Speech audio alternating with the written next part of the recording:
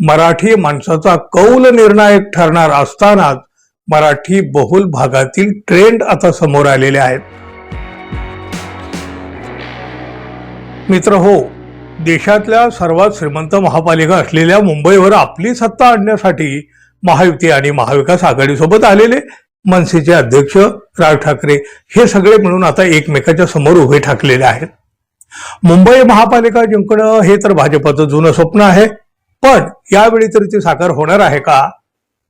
एकीकडं उद्धव ठाकरे बंधू यांची युती आणि दुसरीकडं भाजपा शिंदे यांच्या गटाची युती, असा थेट संघर्ष होणार असताना सध्याच्या स्थितीवरून उद्धव ठाकरे यांच्या शिवसेनेचे मुंबईतलं पारडं मोठ्या प्रमाणात जड दिसू लागलेलं आहे.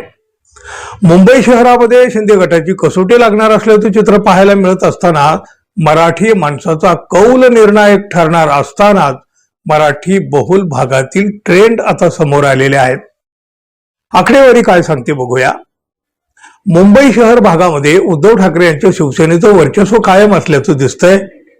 दुसरीकडं शिंदे गटाला त्यांच्या अस्तित्वासाठी मोठी लढाई लढावी लागणार असल्याचं स्पष्ट आहे. शहरातील मराठी प्राबल्य असलेल्या भागामध्ये उद्धव ठाकरे यांच्या शिवसेनेसोबत 22 माजी नगरसेवक आहेत. दुसरीकडे शिंदे यांच्याकडे केवळ 6 नगरसेवक गेलेले आहेत. शहर भागातील 10 विधानसभा मतदारसंघात ही उद्धव ठाकरे यांच्याच शिवसेनेचे 4 आमदार निवडून आलेले आहेत. शिंदे गटाच्या एकाही उमेदवाराला इथं यश मिळालं नसल्यामुळं महापालिका निवडणुकीमध्ये शिंदे गटाची कसोटी लागणार हे अगदी उघड आहे. शहरातील 56 प्रभागामध्ये एकसंघ शिवसेनेचे 26, भाजपचे 14, काँग्रेसचे 11, मनसेचे 2, तर समाजवादी पार्टी, राष्ट्रवादी काँग्रेस आणि अखिल भारतीय सेना यांचे प्रत्येकी एक उमेदवार 2017च्या पालिका निवडणुकीमध्ये निवडून आलेले होते. शिवसेना पक्षफुटीनंतर उद्धव ठाकरे यांच्या सेनेकडे पक्षाची 20 आणि महाराष्ट्र नवनिर्माण सेना, काँग्रेस यांचे प्रत्येकी 1 असे एकूण 22 माजी नगरसेवक आहेत.